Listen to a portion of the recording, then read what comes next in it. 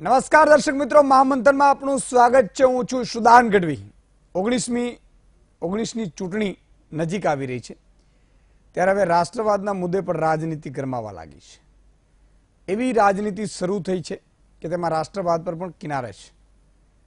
વાત કરી રહ્યા છીએ આપણે કોંગ્રેસના નેતા શશી થરૂરની, કે જેમણે રાજનીતિ કરવામાં રાષ્ટ્રવાદને પણ સાઈડમાં મૂકી દીધો। શશી થરૂરે ભાજપ પર પ્રહાર કરતા કહ્યું કે જો ભાજપ ફરીથી લોકસભાની ચૂંટણી જીતશે તો ભારત હિન્દુ પાકિસ્તાન બની જશે। વાત જ્યાં સુધી વિચારધારાની હોય ત્યાં સુધી રાજનીતિ થાય તો તે યોગ્ય છે, પણ વાત જ્યારે રાષ્ટ્રની આવે ત્યારે શું આવી રાજનીતિ યોગ્ય ગણાય ખરી? કોંગ્રેસના કેટલાય એવા નેતાઓ છે પાર્ટીના કયામાં નથી, અને આવા નેતાઓ જ્યારે કોઈ પણ પ્રકારનો બફાટ કરી જાય ત્યારે કોંગ્રેસે સ્પષ્ટતા કરતા કહેવું પડે છે કે રાષ્ટ્રવાદ વિરોધી નિવેદનો સાથે તેમને કોઈ લેવા દેવા નથી। ત્યારે અહીં સવાલ એ છે કે કોંગ્રેસ ક્યાં સુધી પોતાના નેતાઓ દ્વારા અપાતા નિવેદનોથી પોતાને દૂર રાખતી રહેશે? શું આવા નિવેદનો કોંગ્રેસને નુકસાન નહીં કરે? શું નેતાઓની જબાન પર લગામ રાખવી તે પાર્ટીનું કામ નથી? અને રાષ્ટ્રવાદને આ રીતે લલકારવાની ક્યાં જરૂર હતી? આ તમામ બાબતો પર છે આજનું મહામંથન મારી સાથે।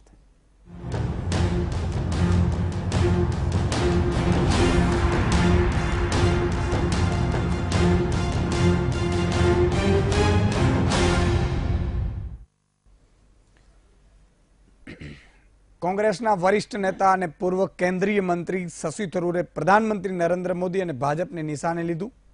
તેઓએ કહ્યું કે જો 2019માં યોજાનારી લોકસભાની ચૂંટણીમાં ભાજપ જીતશે તો ભારતનું બંધારણ મુશ્કેલીમાં મુકાઈ શકે છે, ભારત હિન્દુ પાકિસ્તાન બની જશે।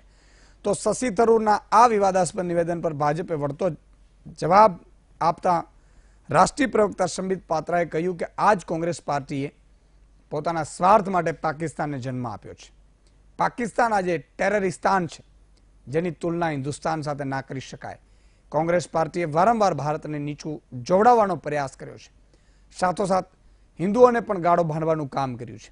તો અગાઉ પણ રાહુલ ગાંધીએ હિન્દુઓને સેફ્રોન ટેરરિસ્ટ કહ્યા હતા। હવે તેમના નેતા દ્વારા હિન્દુઓને ગાળો ભાંડવામાં આવી છે, જેથી કોંગ્રેસના રાષ્ટ્રીય અધ્યક્ષ રાહુલ ગાંધીએ માફી માંગવી જોઈએ તેવું સંબિત પાત્રાએ કહ્યું હતું। If they have been able to win a repeat of their current strength in the Lok Sabha, then frankly, our democratic constitution as we understand it will not survive, because then they will have all the three elements they need to tear up the constitution of India and write a new one. And that will be a new one that will enshrine the principle of a Hindu Rashtra, that will remove equality for the minorities, that will create and Hindu Pakistan. Within 4 or 5 years, they will have a majority in the Rajya Sabha as well.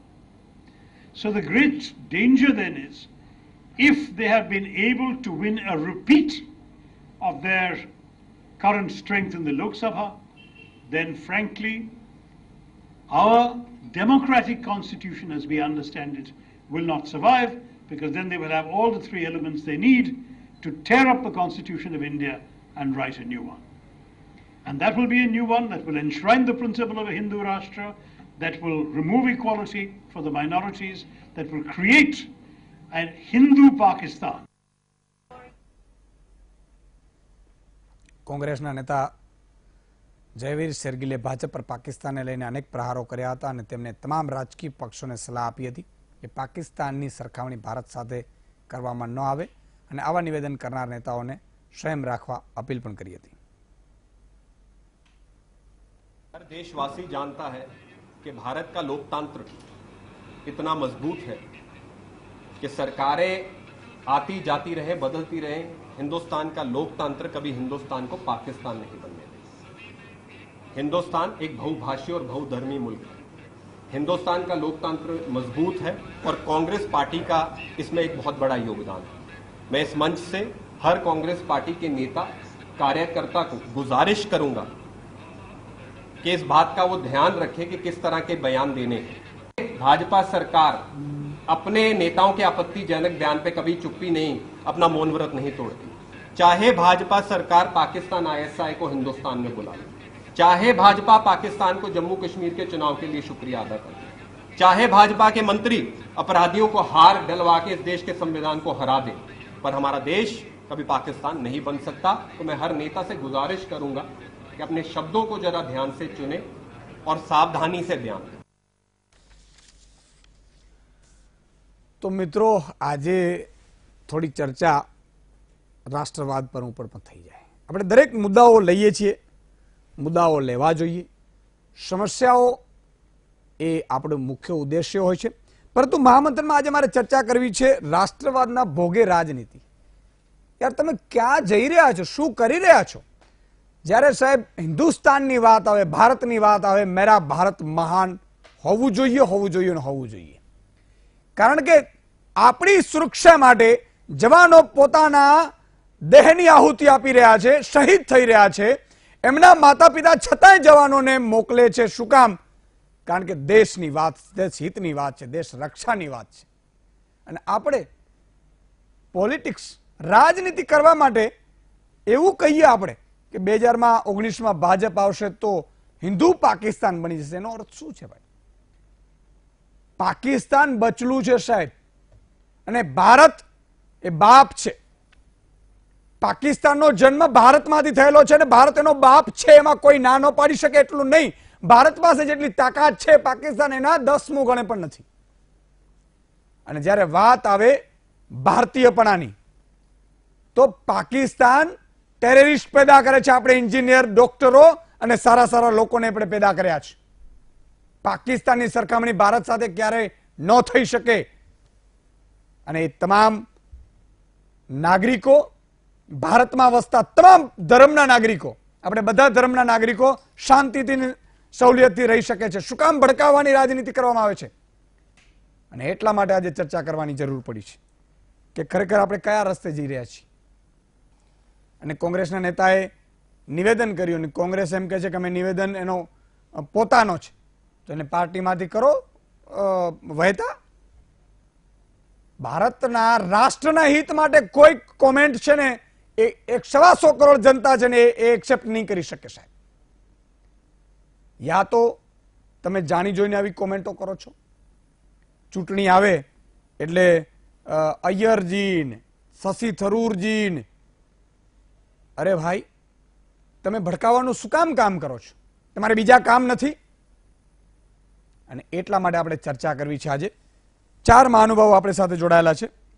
દેવુસિંહભાઈ Chauhan છે, સાંસદ છે ભાજપના। સંજયભાઈ બોગાણી છે, પ્રચારક છે આરએસએસના। ઇકરામભાઈ મિર્ઝા છે, મુસ્લિમ આગેવાન છે। અને સુધીરભાઈ રાવલ છે, રાજકીય વિશ્લેષક છે। કોંગ્રેસ જોડાઈ નથી। મને લાગે છે કે કોંગ્રેસને એવું ડર લાગતું છે કે શું બોલીશું, આપણા નેતાઓ દિલ્હીમાં બપાટ કરે છે, જવાબો આપણે આપવા, ધંધો નથી કરવો। ભલે મહામંથનમાં કોંગ્રેસનો અવાજ ન જાય પણ નથી જવું। પણ મેં કહ્યું એમ કે આપણો તો નિયમ છે, કોઈ પણ પાર્ટી હોય એ એની રીતે સાચી હોઈ શકે છે, આપણે આપણી રીતે સાચા છીએ। કારણ કે તમને, જનતાને એ ખબર પડવી જોઈએ કે કોંગ્રેસ આ ડિબેટમાં નથી આવી, જેમ ભાજપ નથી આવતી ત્યારે ભાજપનું આપણે બોલીએ છીએ, બટ નેચરલ છે। આપણે સત્યની સાથે છીએ અને સાથે રહેવું જોઈએ। અને એટલા માટે મહામંથનના દર્શકોને ખબર પડવી જોઈએ, એટલે કોંગ્રેસનો અવાજ અહીંયા નહીં પહોંચી શકે, શશી થરૂર સુધી સીમિત રહ્યો છે, એ આપ કહેશો। દેવસિંહભાઈ, શરૂઆત આપણાથી કરીશ કે આવા નિવેદનોથી ભલે ફાયદો થાય, નુકસાન થાય, એ વાત અલગ છે। ભાજપને પણ ફાયદો થાય, નુકસાન થાય, પણ રાષ્ટ્રહિત છે ને એમાં ક્યારેય રાજકારણ બિલકુલ ના હોવું જોઈએ।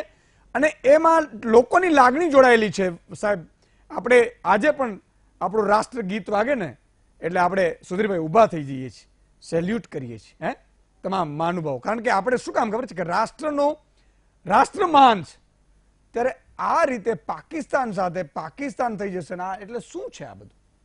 દેવસિંહભાઈ, પ્રથમ તો માન્ય શશી થરૂરના આ નિવેદનને અત્યાર સુધીનું કોંગ્રેસ પાર્ટી તરફનું સૌથી વધારે શરમજનક નિવેદન, કદાચ આનાથી નિમ્ન અને હલકટ કક્ષાનું નિવેદન કોંગ્રેસના નેતાઓ આપી પણ ના શકે, એ કક્ષાનું નિવેદન એમણે આપીને દેશની લોકશાહીનું અને વિશેષ કરીને હિન્દુ સમાજનું અપમાન કર્યું છે। પોતે નિરાશ કોંગ્રેસ અને આ હતાશ કોંગ્રેસ આજે પણ સ્વીકારી શકતી નથી કે અમારી આવી ભૂંડી હાર થઈ છે. અને એ હતાશા અને નિરાશામાં અને શ્રદ્ધેય વડાપ્રધાન નરેન્દ્રભાઈ મોદીજીના એક પ્રકારના દ્વેષ અને ઈર્ષાની આગમાં એટલા બધા સળગે છે કે એમનો વિરોધ કરતા કરતા એ દેશનો વિરોધ કરવા લાગી ગયા છે, દેશની જનતાનો અને હિન્દુ સમાજનો વિરોધ કરવા લાગી ગયા છે.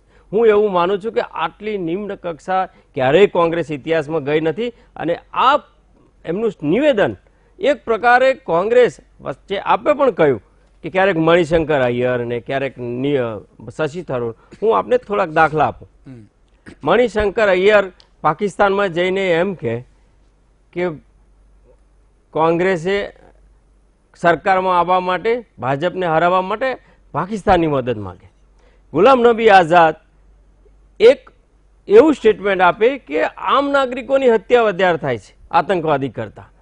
મણિશંકર અય્યર, ગુલામ નબી, પી ચિદમ્બરમ 26/11 મુંબઈના હુમલાને હિન્દુ આતંકવાદ સાથે સરખાવે, RSS સાથે સરખાવે. સંજય નિરુપમ અને આ સ્વયં રાહુલ ગાંધી સર્જિકલ સ્ટ્રાઇકના પુરાવા માંગે, રાહુલ ગાંધી ખૂનની દલાલી કહે. અને આ બધા સ્ટેટમેન્ટો જ્યારે વ્યક્તિગત એમને ખબર પડે કે આપણી ભૂલો થઈ છે ત્યારે કોંગ્રેસ એવી વાતો કરે કે આ તો એમના વ્યક્તિગત બયાન છે. શશી થરૂર હોય, સંજય નિરુપમ હોય, ગુલામ નબી આઝાદ હોય, સૈફુદ્દીન સોજ જેણે કહ્યું કે હું પરવેઝ મુશર્રફની સાથે છું, કાશ્મીરને આઝાદી આપવી જોઈએ, ત્યારે કોંગ્રેસ પોતે છેડો ફાડે. એક રીતે કોંગ્રેસ શું છે એ કોંગ્રેસને ખબર નથી. કોંગ્રેસ માત્ર ને માત્ર રાહુલ ગાંધી અને સોનિયા ગાંધી પૂરતી થઈ છે. અને આ રાહુલ ગાંધી ગઈકાલે એક બુદ્ધિજીવી સંમેલનમાં જઈને માફી માંગે કે હું માફી માંગુ છું કે મેં જનોધારી, અને એમણે જે ગલતીઓ કરી છે, એક બાજુ હિન્દુસ્તાનમાં ફરે ત્યારે પોતાને હિન્દુ તરીકે ઓળખે, જનોધારી તરીકે ઓળખ આપે, અને ક્યાંક કોઈક કોમના મુસ્લિમ સમાજના બુદ્ધિજીવી સંમેલનમાં જઈને એવું કે મારી ભૂલ થઈ ગઈ. કેમ? તુષ્ટિકરણની રાજનીતિ. કોંગ્રેસનો પિંડ, આત્મા કહીએ ને, આત્મા એ ભાગલાવાદી છે. અને આ ભાગલાવાદી આત્માના કારણે સમગ્ર કોંગ્રેસનું તો જે થવું એ થાય, પણ દેશની રાષ્ટ્રહિતનું નુકસાન થઈ રહ્યું છે ત્યારે પ્રત્યેક ભારતીય એનો જવાબ આપશે. ઓકે, જોકે આમાં સામે પક્ષે કોંગ્રેસ નથી એટલે એનો તો અવાજ નહીં પહોંચી શકે આપના સુધી, એ એમના ઘર સુધી એ લોકો જ અંદરો અંદર પ્રવક્તા હોય ત્યારે કહી લે. પણ સુધીરભાઈ, આવા નિવેદનો કેમ આવતા હશે? શું હશે? એમ શશી થરૂર ઉપર શશી થરૂરને આવું કેમ પ્રેમ ઉભરાયું હશે કે ચૂંટણી નજીક આવે એટલે કોંગ્રેસના નેતાઓ 1 by 1 ચાલુ પડી જાય અને એક પ્રકારે માહોલ બગડવાનું શરૂ થઈ જાય? સૌથી પહેલા હું આનો આખી વાતનો જે નિષ્કર્ષ જે હું માનું છું ને જે સત્ય છે એ તમને કહી દઉં. આપણું બંધારણ છે ને એ હજારો વર્ષ જૂની ઋષિ સંસ્કૃતિમાંથી પ્રગટેલું સર્વધર્મ સમભાવને ઓતપ્રોત છે એ બંધારણ છે. એ નથી કોંગ્રેસે બનાવ્યું કે નથી ભાજપ બદલી શકવાનું. કાલે સવારે માની લો કે જે રીતે એણે કીધું કે ભાજપને સંઘ ધારી એટલે કે આ બંધારણ બદલી નાખીએ, અરે હું તો કહું ભાજપ, સંઘ અને કોંગ્રેસ બધાય રાજકીય પક્ષો મળીને એમ કે બદલી નાખીએ અને હિન્દુ રાષ્ટ્ર છે, હિન્દુ રાષ્ટ્રની આ લોકો ખોટી વ્યાખ્યા કરે છે, તો એ નથી થવાનું. એટલા માટે કે આપણે સર્વધર્મ સમભાવવાળા છે. બીજું, ભારત હિન્દુ, મુસલમાન, ખ્રિસ્તી બધાનું છે, સ્વીકારેલું છે. આ પ્રજાએ સ્વીકારે છે, આ રાજકીય પક્ષો નથી સ્વીકારેલી વાત. એટલે રાજકીય પક્ષો કાલે સવારે કોઈ પણ હોય એ ધારશે તો નહીં થાય. આ સેક્યુલર છે, આપણું જે કન્ટ્રી છે અને સર્વધર્મ સમભાવવાળો છે. બીજું, હિન્દુ રાષ્ટ્રની વ્યાખ્યા ખોટી રહે છે. હિન્દુ રાષ્ટ્ર બહુ ગૌરવવંતું નામ છે. એ હિન્દુ રાષ્ટ્ર મતલબ જ તે બીજા ધર્મો પ્રત્યે આદર છે. આપણે એને સંકુચિત વ્યાખ્યામાં કરીએ છીએ કે ભાઈ હિન્દુ રાષ્ટ્ર એટલે એકલા હિન્દુઓની વાત, તો એવું નથી હોતું. પણ એ એક શબ્દની ગૂંચવણ છે. એક વાતમાં જે હું દેવસિંહભાઈ યારે સંમત નથી, એ હમણાં બોલ્યા કે આવું કહીને શશી થરૂરે હિન્દુ સમાજનું અપમાન કર્યું છે, એમાં મારે સુધારો કરવો છે. આ હિન્દુ સમાજનું અપમાન ન કહેવાય, આ ભારતીય સમાજનું અપમાન છે. એટલે એમાં હું માનું છું કે ભારતીય મુસલમાનો પણ એટલા જ રાષ્ટ્રપ્રેમી છે, એનું પણ અપમાન કહેવાય. એટલે આ એક બાબત છે. એ કદાચ અચ્છા, તમે મને જે સવાલ પૂછ્યો કે ભાઈ આવું કેમ કરતા છે, આજે મતબેંકના રાજકારણની આખી જે વાત છે, ધ્રુવીકરણ બંને પક્ષે લોકો ક્યાંક ને ક્યાંક ઈચ્છે છે. ભારતીય જનતા પક્ષને એમ થાય છે કે બહુમતીને પોતાની રીતે કરી એટલે આવું એક નિવેદન આવ્યું તો એને એમાં મતબેંક દેખાણી, એટલે અત્યારથી સવારથી અત્યારથી એટલું બધું આક્રમક બની ગયા કે એને એમ થયું કે આમાંથી રળી લેવા જેવી વાત છે. જ્યારે શશી થરૂર જે નિવેદન કર્યું છે એટલે એને એવું થયું છે કે મુસ્લિમ સમાજ જો હવે આપણે આનાથી જુદો નહીં કરીએ તો આપણે જે રીતના શાસન કર્યું છે એ જતું રહેશે. મુસ્લિમ સમાજને ડર લાગવો જોઈએ કે જો તમે આ નહીં કરો તો આપણે પાકિસ્તાન બની જઈશું. એટલે એ પણ મુસ્લિમ સમાજને પોતાની તરફે કરવાની એની પણ રાજનીતિ વોટ બેંકની રાહ છે. બંને પક્ષોના વલણની અંદર મને એમ છે કે રાષ્ટ્રને નુકસાન છે. આમાં કોઈના વખાણ કરો, જ્યારે જ્યારે રાજકારણ મતબેંકનું થાય છે એ રાષ્ટ્રને નુકસાન થાય છે. ઘણીવાર શબ્દાર્થ અને ભાવાર્થમાં પ્રોબ્લેમ હોય. માની લો કે શશી થરૂર અહીંયા નથી, કોંગ્રેસ નથી, સારું થયું કે કોંગ્રેસે આ નિવેદનથી પોતાનો છેડો પાડ્યો, પણ માની લો કે શબ્દાર્થ એનો એવો હશે કે ભાઈ આવું કરવાનું માંગે તો બી એને જે કીધું જે રીતે કીધું બહુ ખરાબ કીધું, બહુ ખોટું કીધું. અને મને એમ લાગે છે કે એ પસ્તાતા હશે, પણ હવે કેવી રીતના શું કરવું એ ખબર નહીં. પણ બીજું એક સારી વાત કીધું કે હું એવું માનું છું કે ભાજપ હોય, સંઘ હોય, કોંગ્રેસ હોય કે શશી થરૂર હોય કે કોઈ પણ ભાજપના નેતા, હું નથી માનતો કોઈ રાષ્ટ્રદ્રોહી હશે. છેવટે કુલ મળીને બધા ભારત પ્રેમી છે. અને પાકિસ્તાનની આરે સરખાવવાની વાત છે ને એ આ કઈ એનાથી કુંડળામાં પગ પડી ગયો. દાખલા તરીકે માનો કે એને ખોટી ઓલી કરી નાખી. પણ ભારત અને પાકિસ્તાનના જે મૂળભૂત તફાવત છે હું તમને કહું, આપણે સાહેબ જ્યારે આઝાદી પહેલા ધર્મના આધારે રાજનીતિ એની પ્રજાએ કરી છે. આપણે ત્યાં ધર્મને આધારે રાજનીતિ કરવાનો કોઈ પ્રથા કોઈ હિન્દુ મુસલમાન કોઈએ નથી કરી. અને એટલા માટે ધર્મના આધારે ત્યાં રાજકારણ છે એટલે એ લોકો બરબાદ છે. આપણે ત્યાં સર્વધર્મ સંભાવ છે એટલે આપણી આ પ્રગતિ છે. બિલકુલ.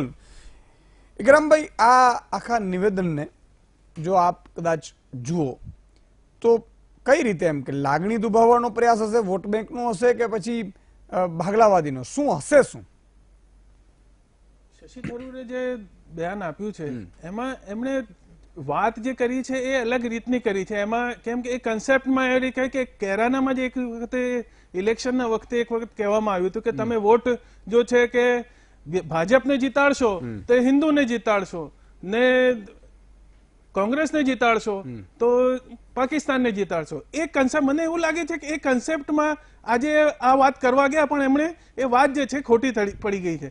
શશી થરૂર જેવા માણસે આ રીતનું નિવેદન તો ના જ આપવું જોઈએ.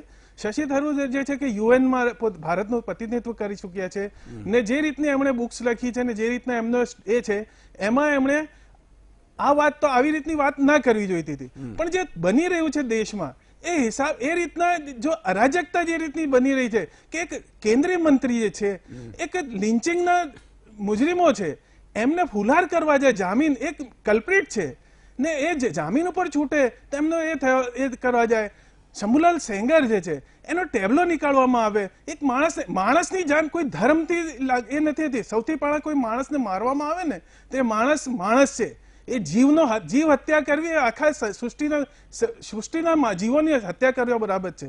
તો આ રીતના વસ્તુઓ ઉપર જે છે આ જે બનાવો બની રહ્યા છે એ જોતા કે આ જો વધારે આ રીતનું જો આપણે કરીશું જે ભારત ને બીજેપીની જે રીતની સ્ટ્રેટેજી છે કે લોકોને અંદર ભયમાં રાખવા, લોકો ઉપર આ રીતના અખલાકનો બનાવ જુઓ કે પહેલું ખાનનો જુઓ, જે બનાવો બની રહ્યા છે એ કન્સેપ્ટમાં કે જે રીતના પાકિસ્તાનમાં અરાજકતા થઈ રહી છે એ રીતે આ જો આપણે 2019માં જો આપણે બીજેપીને લાવીશું તો એનાથી વધારે પરિસ્થિતિ ખરાબ થશે. એ કન્સેપ્ટના જે રીતની એમણે વાત કરી છે એમણે સીધી વાત કહેવી જોઈતી હતી કે ભાઈ બીજેપીનો જે રોલ છે 2014 થી 19 સુધીનો કે મેં ઓથોરિટેરિયન જે રીતનું એમને છે કે નોટબંધી છે કે બીજી બધી વસ્તુઓ છે જે રીતે એમણે કર્યું છે. આપણે બિન સાંપ્રદાયિક દેશ છીએ, એક ડેમોક્રેટિક કન્ટ્રીમાં રહીએ છીએ ને એમાં કોઈ પણ નિર્ણય હોય છે એ નિર્ણય જે છે સંસદીય પ્રણાલી એ કન્સેપ્ટને એમણે કીધી છે, જે રીત છે એમણે કહી છે એ ખોટી છે. ઓકે, દેવસીભાઈ આવીશ આપણી પાસે, પણ એક લઈ લઉં સંજયભાઈને, પછી હું આપણી પાસે આવીશ. સંજયભાઈ, આ શું આ બંને પાર્ટીઓને જે રીતે અત્યારે ઘણાને મુસ્લિમોને ખેંચવાની વાત આવી રહી છે, ઘણાને હિન્દુઓને ખેંચવાની જે વોટ બેંકની વાત આવી રહી છે, આ નિવેદનને કઈ રીતે જોઈ રહ્યું છે આરએસએસ? એવું છે કે શશી થરૂરનું જે નિવેદન છે એ એક રાજનીતિક નિવેદન છે. હવે ચૂંટણી નજદીક છે, 2019 આવી જ રહ્યું છે, ચૂંટણી છે અને બધાને પોતાની વોટ બેંકની રાજનીતિ કરવી છે અને કોંગ્રેસ તો શરૂઆતથી કરતી જ આવી છે અને એમને માટે મુસ્લિમો એક વોટ બેંક છે, બરાબર છે. તો હવે એમને એ છે કે હવે એને કેવી રીતે ખેંચવા, તો એમને ભય બતાવે છે. પણ એ પોતાના નિવેદનમાં એક બે એવી તથ્યાત્મક ભૂલો કરી છે. એક તો એમણે એમ કીધું કે હિન્દુ પાકિસ્તાન બની જશે. એટલે એમને એ સ્વીકારી લીધું કે પાકિસ્તાન તો ન જ બનવું જોઈએ, એ એક ફેલ્ડ સ્ટેટ છે. બરાબર છે. હવે એ જોવાનું છે કે શા માટે પાકિસ્તાનની અર્થવ્યવસ્થા આજે પાયમાલ છે, તદ્દન બરબાદ થઈ ગયેલું દેશ છે, એની પાસે પોતાનું દેવું ચૂકવવા માટે એક પૈસો નથી.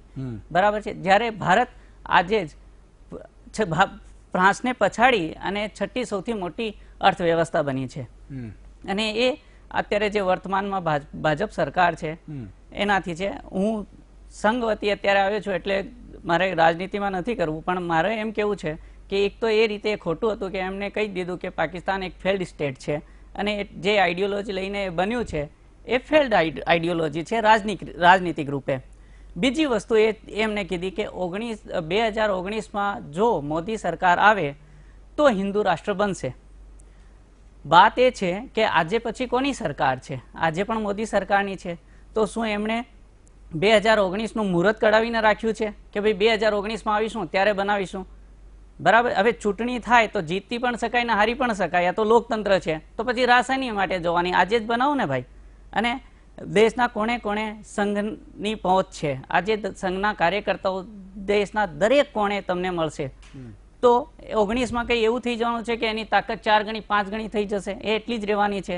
કહેવાનો અર્થ એ છે કે આજે સંઘ દરેક કોણે છે ભારતના. આજે મોદી સરકાર છે. ભારતમાં 70% ભૂભાગ પર ભાજપનું શાસન છે. તો જે કાલે કરવાનું છે આજે કેમ નથી કરતા? ઓકે, એનું કારણ એ છે ઠીક ફક્ત છે. એમને ઠીક છે. વોટ બેંકની રાજનીતિ જ કરવી છે. ઠીક છે દેવસીભાઈ, આવું આપની પાસે, પણ એ પહેલા એક નાનકડો વિરામ લઈ લઉં, કારણ કે કોમર્શિયલ વિરામ હોય છે જે લેવો પડશે. દર્શક મિત્રો, તમામ બાબતો પર આવીશું. ખરેખર આપણે આમ બરોબર ટ્રેક ઉપર જઈ રહ્યા છીએ કે નેતાઓ ચૂંટણી સમયે ટ્રેક ઉપર લાવવામાં આવી રહ્યા છે, અથવા તો એક વાત એવી પણ હતી કે ભાઈ આ બધા નેતાઓ જે કોંગ્રેસના નિવેદનો કરે છે એ એની પોતાની લાલચ માટે કરતા હોય છે. આ બધું હોઈ શકે છે, ના હોઈ શકે, ના હોઈ શકે, હોઈ શકે તો હોઈ પણ શકે. આપણે તો પ્રેરિત તો કરી શકીએ ને, આપણે જનતા છીએ. તો એ મુદ્દા વિરામ બાદ દર્શક મિત્રો આપનું સ્વાગત છે. મોટા પ્રમાણમાં IAS અધિકારીઓની બદલીઓ આવી છે, ટ્રાન્સફર આવી છે, ઘણાને ચાર્જ પણ સોંપાયો છે. MS ડાગુરની જગ્યાએ હોમ સેક્રેટરી તરીકે SCS હોમ તરીકે AM તિવારીની નિમણૂક થઈ છે. રાજીવ કુમાર રાજગોપાલન, વિપુલ મિત્રા, AK રાકેશ, સુનિયાના તોમર, સંદીપ કુમાર, વિનોદ રાવ, મનોજ અગ્રવાલ, NP ઠક્કર, કમલ કુમાર, લોચન સહેરા, મુકેશ કુમાર, અમદાવાદ મ્યુનિસિપલ કમિશનર, એમની પણ બદલી થઈ છે. અને એમને transfer and appoint the secretary of government education સચિવ તરીકે મૂક્યા છે, પ્રાઇમરીના અને શિક્ષણ તરીકે. અંજુ શર્મા, અજય ભાદુ ત્યાં ગયા હતા ફોરેનમાં અને એની પણ નિમણૂક કરી છે. તમામ અધિકારીઓ 21 જેટલા અધિકારીઓની બદલીઓ થઈ છે. આગળ વધીએ આપણે મહામંત્રમાં. દેવશ્રીભાઈ, આપ કેવા કંઈ માનતા હતા? હું એ કહેવા માંગતો કે એક પ્રકારે ભારતીય સમાજ જે છે એ હિન્દુ જે ડેફિનેશન છે ને એ જીવનશૈલી છે. પર્શિયન લોકો સિંધુ નદીના કિનારે રહેતી પ્રજાને સિંધુ એટલે એ પ્રોનાઉન્સન હિન્દુ કરતા હતા. એટલે હિન્દુમાં એટલો બધો સંભાવ છે આપણી સંસ્કૃતિમાં કે આપણી પરંપરામાં છે કે જે સર્વે સંતુ સુખી ન, આપણે બધાને સુખી થવાની વાત કરીએ છીએ. એટલે જે એ જે ભાવ છે ને એના કારણે ક્યારે આપણા બંધારણમાં લખવાની જરૂર જ નથી પડી. એ તો ઇન્દિરાજીએ 76માં સેક્યુલરિઝમ અને સોશિયાલિસ્ટ શબ્દને ઉમેરો કર્યો. ક્યાંય જરૂર જ નથી, એ સિવાય દેશ તો ચાલતો હતો. પરંતુ ક્યાંક ને ક્યાંક મતની રાજનીતિના કારણે બંધારણમાં 88 વખત સુધારા કર્યા એમણે. એ દેશમાં હમણાં શશી થરૂર કે દેશનું બંધારણ, અરે દેશનું બંધારણ નહીં, તમે તો બંધારણ રદ કર્યું હતું પોણા 2 વર્ષ સુધી. 2 વર્ષ સુધી તમે દેશમાં ઇમરજન્સી લાવ્યા, ત્યારે તમને બંધારણ યાદ ના આવ્યું? ત્યારે તમને, અને ભાઈ જે જનાબ કહે છે, અરે આ આપણા અમદાવાદમાં જગન્નાથ યાત્રા નીકળી, ક્યાં મુસ્લિમો ચાંદીનો રથ આપવા ગયા? એ આપણા સંસ્કાર છે, એ સંસ્કારના કારણે જીવીએ છીએ, કે શશી થરૂરના કારણે નહીં. પણ જે લોકો મતના રાજકારણમાં મુસ્લિમ તુષ્ટિકરણ માટે માત્ર ને માત્ર મુસ્લિમોને ભય બતાવે, જો શરૂઆતમાં એમણે ભય બતાવે, એમણે અખલાસની વાત કરી, આ દેશમાં અસહિષ્ણુતા છે એવું વાતાવરણ કર્યું. હજુ 4-5 મહિનાની સરકાર હતી, એવોર્ડ વાપસી શરૂ કર્યું, GNUમાં સૂત્રોચ્ચાર શરૂ થઈ ગયા, દેશના ટુકડા કરીશું ઇન્શાઅલ્લાહ ઇન્શાઅલ્લાહ, અને રાહુલ ગાંધી ત્યાં જાય. આ શું બતાવે છે? તમે ભારતીય જનતા પાર્ટીની સરકારના દ્વેષના કારણે દેશનું નુકસાન કરી રહ્યા છો. તમે અરશદ વારસીની ત્યાં પેલો આતંકવાદીની વરસી ઉજવો અને આ જે માનવતાની વાત કરે છે, કાશ્મીર માટે કેમ નથી કહેતા કે કાશ્મીરમાં હત્યાઓ ન થવી જોઈએ, કાશ્મીર ઉપર સૈન્ય ઉપર હુમલા ન થવા જોઈએ? ત્યારે કોઈ વાત કરવી નથી. અને હિન્દુસ્તાનના કોઈ ખૂણે કોઈ ઘટના બની ત્યારે ઇન્સાનિયતની વાત કરવી છે. આમ ન ચાલે. દેશ બધાનો છે અને દેશમાં બધાનો હક ને અધિકાર છે. ક્યારેય ભારતીય સમાજને આવા ટુકડા જે પણ લોકો કરે છે એ લોકોને નુકસાન જવાનું છે જે વોટ બેંકની રાજનીતિ કરી રહ્યા છે. ઓકે સુધીરભાઈ, 2-3 અગત્યની વાત કરી, પણ આપણો મુદ્દો મેન એ જ આવે છે કે આપણે આવી રાજનીતિમાં ખરેખર જનતા શું માનતી હોય એમ કે ભાઈ કોંગ્રેસ છે એવા નિવેદનો કરે છે એટલે કોંગ્રેસને કોઈ કરાવડાવતો હશે, કોંગ્રેસ છે એને એમાં લાભ દેખાતો હશે કે પછી ખરેખર એ નુકસાન કરી રહ્યું છે ખબર છે? શું એવું બની શકતા હશે કે ભાઈ આ એટલે એક વોટ્સઅપમાં એવી વાત વહેતી પણ છે કે ભાઈ તપાસ ચાલે છે એટલે એ બધું શશી થરૂર ધ્યાન ભટકાવવાનું અથવા તો એમના વાઇફનું જે બધું ચાલી જ રહ્યું છે? ના, એટલે મને એવું લાગે છે કે બહુ વધારે ઊંડાણ રૂટ કોઝ જોઈએ તો આપણે સદનસીબે કયો કમનસીબે કયો જે કાંઈ કયો, પણ આપણી મુશ્કેલી એ છે કે રાજનૈતિક વ્યવસ્થાની અંદર લોક કલ્યાણની વાત હોય કે સેવાની વાત હોય, પણ જે શાસન વ્યવસ્થામાં માથાઓની સંખ્યાનું મહત્વ વધારે છે. માથાઓની સંખ્યાના કારણે મજબૂરીથી જાણે અજાણે કે ઈરાદાપૂર્વક દરેક પક્ષોએ વધુમાં વધુ માથા એની ફેવરમાં આવે, તરફેણમાં આવે એ માટેના પ્રયત્નો કરતા હોય છે, એ માટેના ચોકઠા ગોઠવતા હોય છે.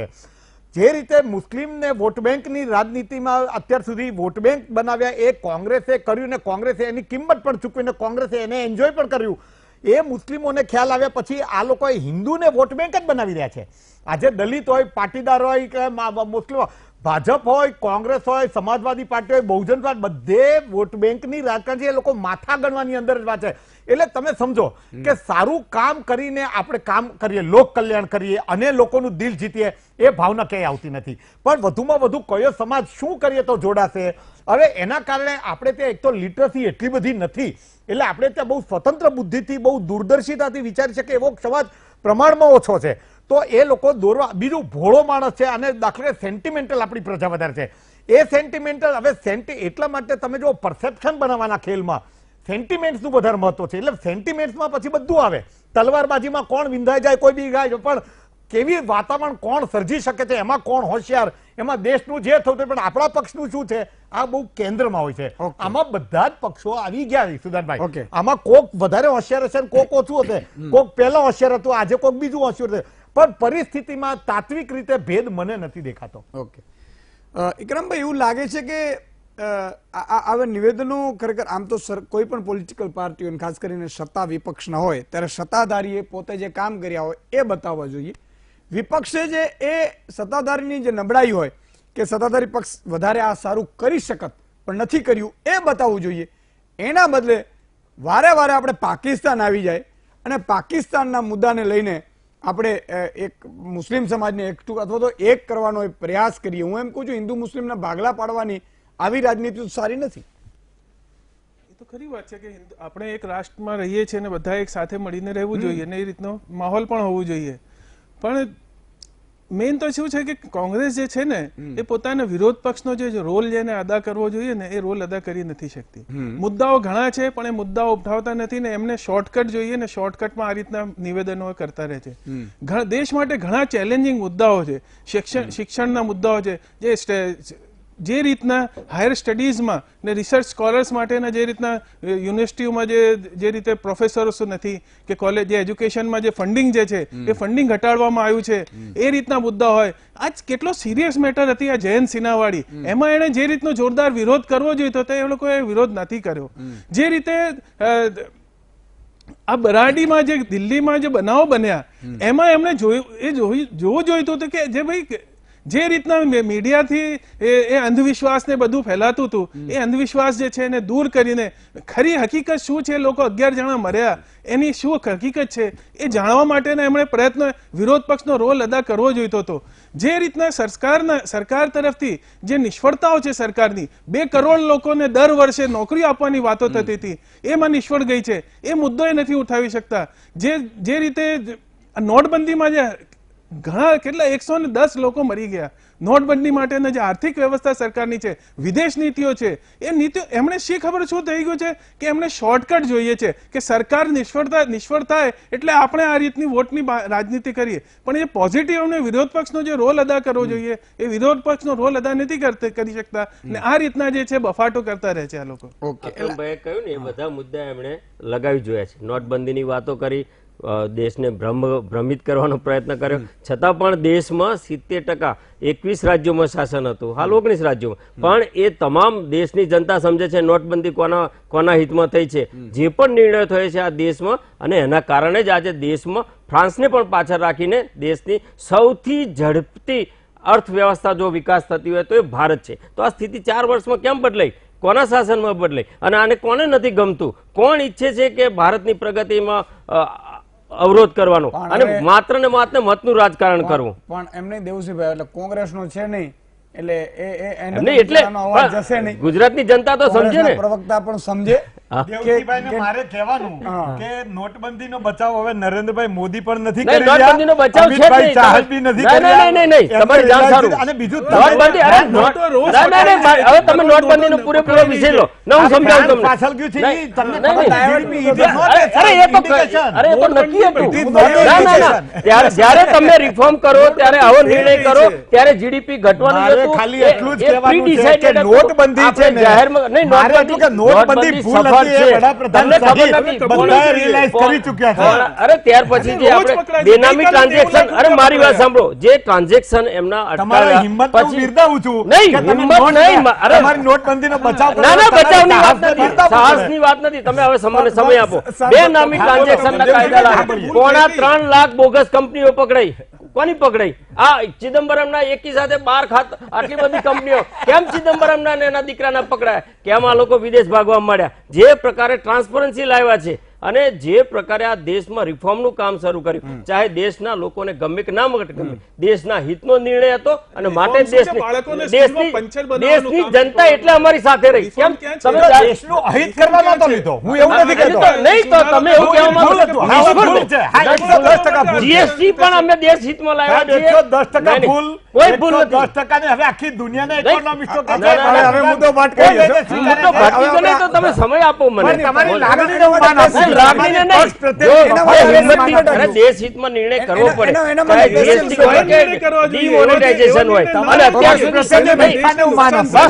નહીં, દેશ હિત માટે નિર્ણય કર્યો છે. એવું હોય તો ચૂંટણી વખતે નિર્ણય ના કરે, ખોટા નિર્ણય લેવાય છે. તો ચૂંટણીમાં કેમ પરિણામ મળ્યું? કેમ અમે જીત્યા? ખોટો નિર્ણય હોત તો કેમ જીત્યા? જનાદેશ તો અમારા માટે રહ્યો ને. સંજયભાઈને લઈ લો. એના પર મેન્ડેટ હતો ને. ના, એનો માટે મેન્ડેટ હતો. અરે કેટલો આ જનાબ બોલ્યા ને 110 મળી આખી ડિબેટ ગયા. એના માટે અરે special પેલો રાહુલ ગાંધી એવું કહેતા 22,000 મુસલમાનોની કહું છું કતલ કે થશે. મહામંત્રીના માટે special રાખીશું. એને નોટિસ આપી. રાહુલ ગાંધીએ એવું કહ્યું 22,000 મુસલમાનોની મહામંત્રી કતલ થશે. મુસલમાનોની વાત નથી તો કરતો, પણ સામાન્ય પણ નાગરિક મળી ગયો. જે રીતે તમે નોટબંધી કોઈ કરી, નાગરિક સામાન્ય મળી ગયો. નાગરિક નોટબંધીના કારણે એક ઓન રેકોર્ડ છે, દેવસિંહભાઈ, ઓન રેકોર્ડ છે, 110 માણસો મરી special ગયા. મહામંત્રી રાખીશું. સંજયભાઈ મસ્ત દાઢી બાઢી કરીને આવ્યા છે, આમ પેલું કરીને આપણે એને સાંભળીએ થોડું. સંજયભાઈ, આ આખી કેસમાં એટલે આમ થોડુંક મારે સમજવું છે જનતાનું કે લાભ કોને થાય? એમ ભાજપને થશે, કોંગ્રેસને થશે તો કેવું થશે? વોટ બેંકમાં ક્યાં ગડબડ થશે 100% છે, પણ શું થઈ શકે? જો એવું છે કે જ્યારે લોકતંત્ર છે એટલે કોને સત્તા આપવી એ લોકો ઉપર છે. હવે એ જે શશી થરૂરે જે નિવેદન કર્યું એનો લોકો કેવો પ્રતિસાદ આપશે એ તો જ્યારે મત આપવા જશે ત્યારે જોઈશું. પણ અહીંયા આપણે પેનલિસ્ટ 4 છે ને એક આપ છો, આ બંને આ 5 જણાને એ નિવેદન નથી ગમ્યું અને જે વિપક્ષ છે કોંગ્રેસના એ નેતા હતા અને કોંગ્રેસે એને વખોડ્યું છે.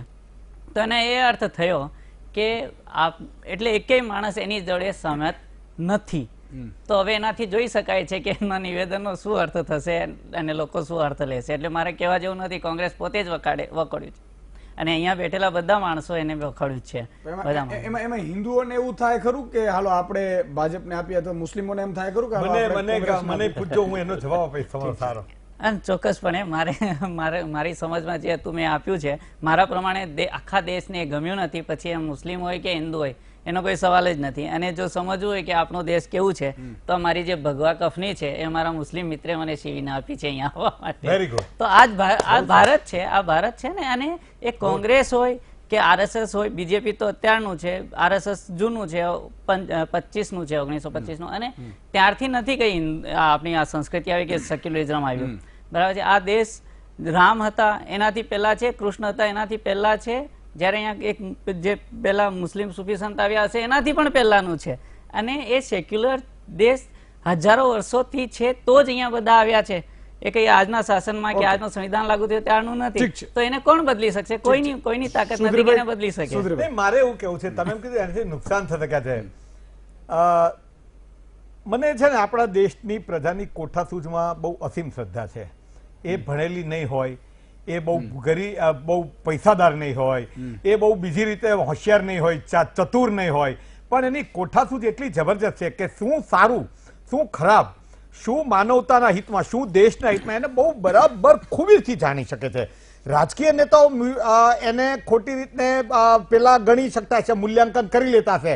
આમાં દાખલા કે કોંગ્રેસ કે ભારતીય જનતા, માની લો કે કદાચ ભારતીય જનતા પક્ષને આજે મજા પડી ગઈ હોય કે આમાં આપણને બહુ લાભ થઈ ગયો, તો એ લોકો બહુ એમાં ભૂલ ખાય છે. તમારે બોલજો ભૂલ ખાય છે. એને હું નથી માનતો કે બહુ રાજકીય લાભ, હા ચગાવશે ખૂબ, કારણ કે એમાંથી એને રાજકીય લાભ, એને મુદ્દો મળી ગયો છે, પણ એને એટલું નહીં મળે કારણ કે આપણી પ્રજા શાણી છે.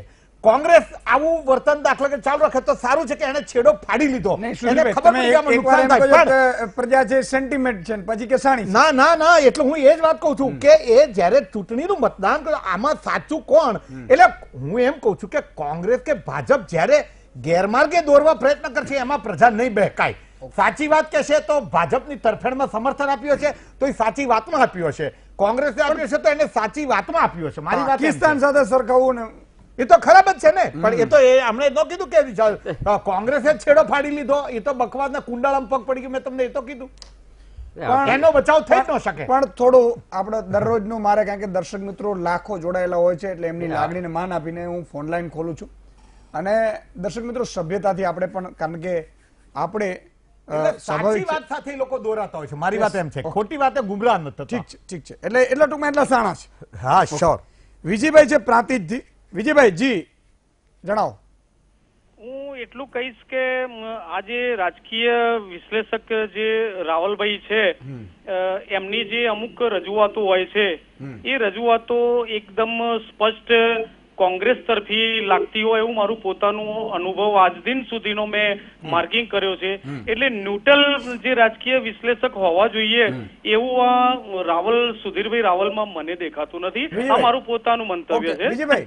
વિજયભાઈ માફ કરજો, પણ સુધીરભાઈના એક એક શબ્દમાં હંમેશા બેલેન્સ જ દેખાય છે, સચ્ચાઈ હકીકત દેખાય છે. અને આપણે નહીં ખબર હોય નરેન્દ્ર મોદી સાહેબ સાથે સૌથી વધુ કામ કર્યું હશે ને તો સુધીરભાઈએ કર્યું હશે. એટલા માટે એમની લાગણીને હું કદર કરું છું, એ એમને કહેવાનો અધિકાર છે અને એમનું અવલોકન હશે તો એ મને મંજૂર છે. અને કદાચ મારું એવી રીતના જો ક્યાંક હશે તો આવા દર્શકો ધ્યાન દોરે તો આપણે પણ જાગૃત રહીએ. એટલે પત્રકાર તરીકે હું આવી કોમેન્ટ્સને પણ હું આવકારું છું. બિલકુલ બિલકુલ. નરેન્દ્રભાઈ મોદી સાથે તો હું પણ જમેલો છું. જનસંઘના અંદર નરેન્દ્રભાઈ મોદી સાથે પ્રાંતિજના અંદર હું જમેલો છું. એટલે એવું નથી કે નરેન્દ્રભાઈ મોદીના સાથે એમના સંબંધો હોય ને કદાચ એવું હોય. વિજયભાઈ, એટલે તમને કદાચ એ વધારે લાગણી એ તરફ હોય એવું બની શકે. સમજો કે દેવુસિંહભાઈ છે અત્યારે ભલે હોય પણ એને ભાજપ અથવા જનસંઘ હોય એટલે થોડુંક એમને કોંગ્રેસ તરફી લાગે અને કોંગ્રેસ વાળા હોય એને એમ લાગે કે આ ભાજપ તરફી છે, એવું થાય. અને આપણે એવું થાય તો બંને પક્ષે બિલકુલ. એટલે ખૂબ ખૂબ આભાર વિજયભાઈ. એટલે સારું થયું તમે કહી દીધું. છતાંય એમણે જે કહ્યું એમાં એક એને આવ્યું કે ભાજપ હોય તો સ્વાભાવિક છે કે એને કોંગ્રેસ તરફી લાગવાનો, કોંગ્રેસ હોય તો ભાજપ તરફી લાગવાનો. અને એક પ્રજામત છે, સર્વોપરી. બિલકુલ બિલકુલ. તો દર્શક મિત્રો આપણે એ મુદ્દા ઉપર ચાલુ જ રાખીશું, પણ દેવલસિંહભાઈ પાસે ફરીથી આવું છું. દેવલસિંહભાઈ, દરેક મુદ્દામાં ચૂંટણી આવે એટલે ખબર નહીં, આમ તો હું તો એવું અપીલ કરું છું કે ખરેખર સરકારે જે કામ કર્યા હોય ને એ વિકાસ, અને આપણું તો તમારું તો સૂત્ર છે સૌનો સાથ સૌનો વિકાસ અને વિકાસના મુદ્દા ઉપર, પણ ખબર નહીં ચૂંટણી આવે એટલે ક્યાંક ને ક્યાંક પાકિસ્તાન યા તો આપણા તરફથી આવે યા તો સામેવાળા તરફથી, પણ પાકિસ્તાનને આપણે છે ને ખંભે અને માથે ઉપાડી લઈએ છીએ, જેનો ફાયદો મળતો હોય કે નહીં ખબર નહીં. પણ આવું ખરેખર આમ થોડું એક માત્ર ભારતીય જનતા પાર્ટી કે જે નેશન ફર્સ્ટ અમારા માટે એ તમે 1980માં સ્થાપના કરી, જ્યારે 75-77માં મોરારજી દે, ત્યારે પણ દલ નીતિથી ઉપર રાષ્ટ્રહિતને ધ્યાને રાખીને પોતાનું મૂળભૂત કલેવર તો એ જ છે, વિચાર એ છે, પિંડ એ છે. પણ ભારતીય જનતા પાર્ટી એક પ્રકારે અમે ભારતીય જનતા આજે આટલા વર્ષો પછી ભારતીય જનતા પાર્ટીની જે ગળથુથીમાં સંસ્કારો પડ્યા છે કે નેશન ફર્સ્ટ, આજે તમને દેખાય છે કે દેશ હિતના પ્રત્યેક નિર્ણયો કર્યા છે અને એક સુશાસન ગુડ ગવર્નન્સનું મોડલ જેમ ગુજરાતમાં તૈયાર કર્યું તેમ સમગ્ર દેશમાં ચૂંટણીની પરવા કર્યા સિવાય મતની લાલચ, કારણ કે એ બધું તો બાય પ્રોડક્ટ છે. એકવાર દેશહિત લોકહિતમાં નિર્ણયો કરીએ તો અને એનું આ પરિણામ દેશમાં મળ્યું છે. આજે ધીરે ધીરે કેમ કોંગ્રેસ ધીરે ધીરે સંકોચે ગઈ, તો એનું મૂળ કારણ હતું કે દેશમાં એક એવો વિચાર આવે કે જે પહેલા નેશન ફર્સ્ટનો વિચાર કરે. અને અમે એના આધારે તો લોક કલ્યાણકારી અનેક યોજનાઓ બનાવી છે. ગરીબ, મહિલા, યુવા, પછાત, ગરીબ, તમે નહીં આ દેશની જે સ્થિતિ છે તો ક્યાંક ને ક્યાંક આવા વિકાસ આવો જે કહી શકાય આવા તો તમે એને સિરિયા સાથે સરખાવો, અભ્યાસ કર્યા વગર કે સિરિયા કરતા એને મહિલા અત્યાચાર વધારે થાય. ક્યાંક દલિત અત્યાચાર થયો ખોટું થયું હશે, પણ તમે તો સમગ્ર દેશમાં દલિતો પર અત્યાચાર, સમગ્ર દેશમાં મહિલાઓ પર અત્યાચાર, એટલે એક પ્રકારે આવી વાતો થાય ત્યારે એનું ખંડન પણ કરવું છે. બિલકુલ. લલિતભાઈ એક માળિયાહાટીથી જોડાયા છે દર્શક મિત્ર. જી લલિતભાઈ. ભાઈ બોલ્યો તો ને? હા બોલો બોલો. ભાઈ બોલ્યો તો ને? હા હા બોલ્યો તો. એની ખબર નથી. 2019 ચૂંટણી કરીને આવવા દો. 2019 ચૂંટણી આવી છે ને, હા લગભગ કોણ મગજ ખેંચી નાખી મોદી. લલિતભાઈ સભ્યતાથી કહેશું શું કહેતું ખબર ન પડી કઈ. એમને કહો 2019 ચૂંટણી આવી છે ને, હા લગભગ મોદી બધા મગજ ખેંચી નાખીએ. અચ્છા, મગજ ભરવી નાખશે. ઓકે ઓકે ઓકે ઓકે, મને થોડું બરોબર સંભળાયું. ખૂબ ખૂબ આભાર લલિતભાઈ. દર્શક મિત્રો એક વિરામ લઈ લઉં, પણ આની પણ મજા છે. દર્શક મિત્રો જોડાય આખા ગુજરાતમાંથી, એનો અવાજ જાય અને લાખો ગુજરાતીઓ એનો સાંભળે. પણ મારી એ અપીલ છે કે આપણે સભ્યતા ન ચૂકીએ, કારણ કે તમામ મહેમાનો અહીંયા આવેલા હોય એ મારા માથાના સરતાજ હોય છે, તમારા પણ માથાના સરતાજ હોય છે. બીજું કે કોઈ પણ પાર્ટી હોય એને આપણે અભદ્ર ભાષામાં ક્યારેય પણ યુઝ નહીં કરવું, આપણો શબ્દ પણ એવો ન હોવો જોઈએ. એટલા માટે, કારણ કે આપણે તમામ દેશનું હિત, ગુજરાતનું હિત, વિકાસ કઈ રીતે થાય અને ક્યાંક ઉણપ હોય તો આપણે બતાવીએ, ઉણપ હોય તો આપણે બતાવવાની ફરજ છે. એટલા માટે જ આ મહામંત્રને સાહેબ તમે હંમેશા નંબર 1 રાખ્યો છે અને રાખશો, મને ખબર છે. અને એ જ આપણી ઓળખ છે અને એ ઓળખ આપણી ચાલુ રહેવી જોઈએ. આ જનતાની ચેનલ છે એટલે જે મહાનુભાવો આવે છે એ પણ તમારા પણ માથાના સરતાજ કહેવાય, કારણ કે જનતાની ચેનલ છે. વિરામ બાદ દર્શક મિત્રો મહામંથનમાં ફરીથી સ્વાગત છે. કારણ કે તમે આ એડ જોઈને ભાગી ન જતા, કારણ કે આ પ્રોગ્રામ એટલો હિટ છે કે એડ દેવાવાળાની લાઈન લાગી છે. પણ તમારા કારણ કે તમારી સાથે સંપર્ક વધારે રાખવાનો હોવાથી બહુ લેતા નથી આપણે એમાં, પણ એડવાળાની એટલે લાઈન લાગી હોય છે. એટલે તમારે એડ આવે તોય તમારે વીટીવી નહીં છોડવાનું ભાઈ, ઉભા રહેજો બાજુમાં મારી પાછી, તમે પછી એકલા મને મૂકી ન દો. એક બે મિત્રો છે, પંકજભાઈ છે માંગરોળથી. જી પંકજભાઈ. નમસ્તે સુદનભાઈ. નમસ્તે નમસ્તે. સુદનભાઈ, તમે આપણે મહામંથનમાં એડ ઓછી કરવાનું કઈક કરો તો. એટલે જ મેં કહ્યું ને કે એડ ઘણી બધી ઓછી કરાવડાવી છે મેં તો, પણ તો બી લાઈન લાગી છે એડની. આ પ્રોગ્રામ જ એટલો હિટ છે ને, લોકો લાખો કરોડો લોકો જુએ છે. તો સુદાનભાઈ. હા બોલો બોલો. અને બીજું કે આપણે મોદી સાહેબે 2013માં એમ કીધું હતું કે 1 સર ને બદલે અમે 10 સર લઈ આવીશું, તો એનું શું કરવું? એ આપણે જવાબ લેશું. બિલકુલ, તમારો ખૂબ ખૂબ આભાર. એક શ્યામભાઈ છે ધારીથી, એમને પણ લઈ લો, પછી દેવસીભાઈ આપની પાસે આવું. જી શ્યામભાઈ. જય માતાજી. જય માતાજી. જય માતાજી. હવે મારો એક શબ્દ હતો સવાલ કે મોદી સાહેબે જીએસટી લગાડ્યો ને બધા કર દૂર કર્યા. હા. અને હવે એમાં શું છે કે શેષ ગામડે ગામડે ઉઘરાવે છે. તો ઈ બધો મોદી સાહેબ એમ કે ખેડૂને લાભ આપવો છે, તો એની માટે શેષ ઉઘરાવે છે, માર બધો ખેડૂને આવે. તો આ શેષ નાબૂદ થાય ને એવું કરવું જોઈએ, આમાં બીજાના પેટ ભરાય. હા બિલકુલ દેવસીભાઈ, આ બે નો ફટાફટ 30 સેકન્ડમાં જવાબ આપી શકતા હોય તો આપો. વાત તો જે આતંકવાદી ઘટનાઓ આ દેશમાં જમ્મુ કાશ્મીરમાં થતી, એ ઘટનાઓ ખૂબ ઓછી થઈ ગઈ છે. અને આપણે આપણી હિંમતની અને શક્તિનું પ્રદર્શન પણ બતાવ્યું છે. સર્જિકલ સ્ટ્રાઇક કરીને 30,000થી વધારે આતંકવાદીઓ હતા, માંડ 300 હશે અત્યારે. અને રહી વાત હિંમતથી કામ કરવાની, તો દેશમાં એવી પહેલી સરકાર છે કે જેણે ઇન્ટરનેશનલ લેવલે પોતાની ફોરેન પોલિસીના કારણે પાકિસ્તાનને એકલું પાડી દીધું છે. આજે પાકિસ્તાન જે અમેરિકા જેવા દેશો એને નાણાં આપતા હતા એ પણ બંધ થઈ ગયા છે.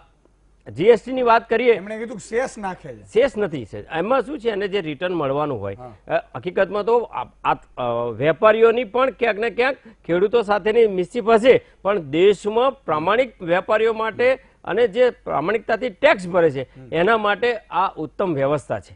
અને દેશમાં જીએસટી આવ્યા પછી આપણે ત્યાં જે ટેક્સેશનનું કલેક્શન થયું 130 કરોડમાં માંડ 1.5% લોકો ટેક્સ ભરતા હતા. અત્યારે લાખોની સંખ્યામાં કરદાતા વધ્યા છે. છેવટે તો દેશની તિજોરીમાં નાણાં આવે છે. બીજા મહાનુભાવો થોડું લઈ લો. સુધીરભાઈ, દેવસિંહભાઈ હમણાં કીધું 30,000 આતંકવાદી હતા, પણ એ કદાચ બોલવામાં ચૂક થઈ છે. હમણાં જ રામ માધવે જે કાશ્મીરનો હવાલો સંભાળ્યો એમણે કીધું કે 3,000 હતા ને 300 થયા છે. એ કદાચ તમારી બોલવાની ચૂક છે. પણ કામ કુલ મળીને થાય છે, પણ અપેક્ષાઓ પ્રમાણે નથી થતું, એ પણ વાત સાચી છે.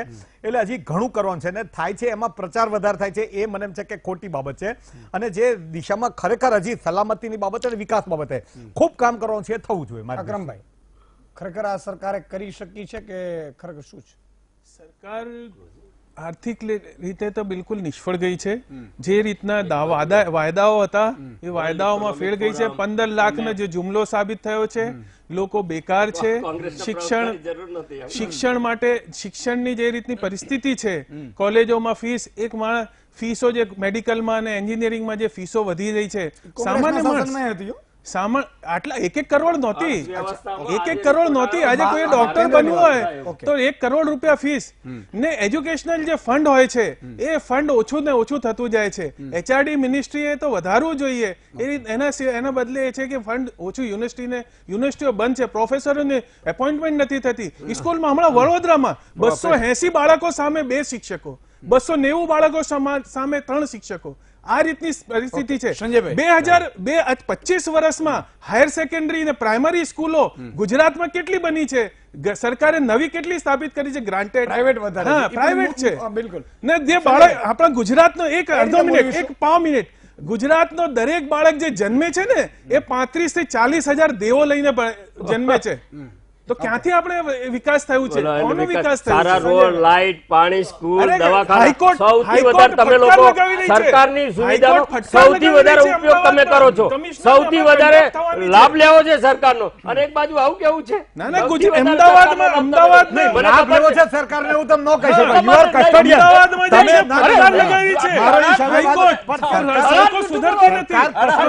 સરકારની ફરજ છે, પણ તમે સરકાર લેવો છે એનો મતલબ તમે સીએજી રિપોર્ટ જુઓ. 5 વર્ષથી 5 કામ થઈ ગયા. સીએજી રિપોર્ટ જુઓ. લાભ લેવાનો અને સરકારને એવું કેવું, સરકારની ફરજ છે દેવાની. કરવું જોઈએ. અમે કરીએ રિપોર્ટ જુઓ ને, સીએજી રિપોર્ટ ઘટતું હશે તો અમે કરીશું. કારણ કે ભૂતકાળની તમારી સરકારો તો માત્ર ભૂતકાળની 25 વર્ષ દેશમાં એની કદર થવી જોઈએ. તમે માત્ર ઘરમાં લઈ જતા રૂપિયા. 2014 માં અમને શાસન કેમ આપ્યું? અમને કેમ આપ્યું શાસન? કેમ 4 વર્ષમાં એક કૌભાંડ તમે નથી બતાવતા? તમે 4 વર્ષમાં એક કૌભાંડ સુધી લાવો. તમારું તો રોજે રોજ કૌભાંડ આવતું હતું. પણ ઇકરામભાઈ આમ તો કોંગ્રેસના પ્રવક્તા નથી. ના ના, પણ એ કોંગ્રેસના પ્રવક્તા જ છે. હું નથી, બિલકુલ નથી. ખોટું તો સ્પિરિટ તો છે ને, જે છે બોલવાની સ્પિરિટ. મને પ્રેમ છે ગુજરાત માટે, જે મારી સ્પિરિટ હોય છે ને, જે થયું છે બોલવાની તો સ્પિરિટ બતાવો. આંખ બંધ કરીને માત્ર ભાજપનો વિરોધ કરો છો. તમે આંખ બંધ કરીને ભાજપનો વિરોધ કરવાનો, પછી એને કોંગ્રેસના. સંજયભાઈ બોલો. પણ સરકારની વિરુદ્ધ કોઈ બોલે એટલે કોંગ્રેસથી થઈ જાય એવું તો ના, એવું તો નથી. એવું નથી.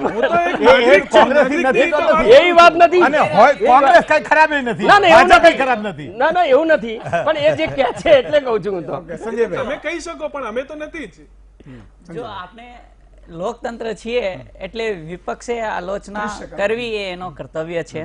પણ અહીંયા જે પેનલિસ્ટ છે એમાં હું એક ગેરરાજનીતિક વ્યક્તિ છું, એટલે રાજનીતિમાં નહીં જઈશ કે શું છે શું નથી. એ બંને પક્ષો કહેશે પોતપોતાની વાત. મારે એમ કેવું છે કે આ જે વર્ષો છે અત્યારના, છેલ્લા 3-4 વર્ષથી થયું હશે કામ જે કંઈ, પણ એક હકીકત છે કે જમ્મુ કાશ્મીરમાં 22 જિલ્લાઓ છે, એમાંથી 5 જિલ્લાઓમાં આતંકવાદ છે કે અલગાવવાદ છે. એ દરેક ભારતીય જાણી લેવું જોઈએ. બીજી વસ્તુ કે ફક્ત આતંકવાદી જ નથી, કારણ કે 3000 આતંકવાદી હતા, આજે 300 છે. એ થોડેક ઘણે અંશ મૂકી દઈએ તો લગભગ સાચી વાત છે. અને બીજી વસ્તુ કે જે આતંકવાદ એ જ નથી જે કાશ્મીરમાં છે કે ઇસ્લામિક આતંકવાદ કે નક્સલવાદ જે છે એની ભૂમિ પણ બહુ સંકોચાઈ છે આ વર્ષોમાં. ઠીક છે, સમયનો અભાવ છે, સમયનો અભાવ છે. તો સંજયભાઈને કારણ કે ક્યારથી મને ખબર હતી, પણ આ 3 મહાનુભાવો એટલા સ્ટ્રોંગ છે કે સંજયભાઈને આમ તો દાઢી બાઢી રાખીને મારી એમ તૈયાર થઈ ગયા, પણ એ નહીં મેળ પડ્યું વધારે. દેવશ્રીભાઈ, સંજયભાઈ, સુધીરભાઈ, ઇકરામભાઈ અને દર્શક મિત્રો જોડાયા, ખૂબ ખૂબ આભાર. દર્શક મિત્રો, સવાલ એ છે કે વાત હોય જ્યારે રાષ્ટ્રહિતની, ત્યારે એક વસ્તુ હંમેશા ભાજપ હોય કે કોંગ્રેસ હોય કે બીજી પાર્ટી જે બધી ફૂટી પાડી છે, બિલાડાના ટોપની જેમ અત્યારે પાર્ટીઓ ફૂટે છે. હું એટલા માટે શરૂ નહીં પણ ફૂટે છે એમ કહું છું. શું કામ ખબર છે કે એ લોકોને ખબર નહીં ઉદ્યોગપતિઓ કેમ ભંડોળ આપી દેતા હશે. બીજું કે ટ્રસ્ટથી શરૂ કરી દે પાર્ટીઓ અને એને પાછો એને લાગે નહીં કાનૂન, આરટીઆઈ ન લાગે, એને ઇન્કમટેક્સમાં જવાની જરૂર નથી. ભાજપ કોંગ્રેસના તો ફંડમાં સતત વધારો જ થતો જાય, પણ બીજી પાર્ટીઓમાં નાની નાની પાર્ટીઓ પણ, એટલે હવે નોકરી ન મળે ને તો પાર્ટી ચાલુ કરી દે. કારણ કે એ પગાર કરું એના કરતા 1-2 થી 2, 5, 10 લાખ 15 લાખ ફંડ જ ઉઘરાવી લઉં. એટલે આ પાર્ટીઓને હું કહું છું, આ પાર્ટીઓના નેતાઓને અપીલ કરું છું, હાથ જોડીને અપીલ કરું છું, ગુજરાતની 6.5 કરોડની અને દેશની 1.25 કરોડની જનતા વતી હું કહી રહ્યો છું કે ખરેખર તમે પાકિસ્તાનને પાકિસ્તાનમાં રહેવા દો. પાકિસ્તાનમાં આપણે કોઈ જરૂર નથી. બીજું કે જે મુદ્દા ઉપર આવો, તમે વિકાસના મુદ્દા ઉપર આવો. શાસક છે તો એનો હિસાબ રજૂ કરે, વિપક્ષ છે તો એનો શાસકે જે ન કરી શક્યો એની વાત કરે. આવી રીતે ખોટા જે અમારી જે લાગણીઓ છે ને એની સાથે રમવાનું બંધ કરે. બધા તમામ પાર્ટીના નેતાઓને એવી અપીલ છે. આજે બસ આટલું જ. ફરી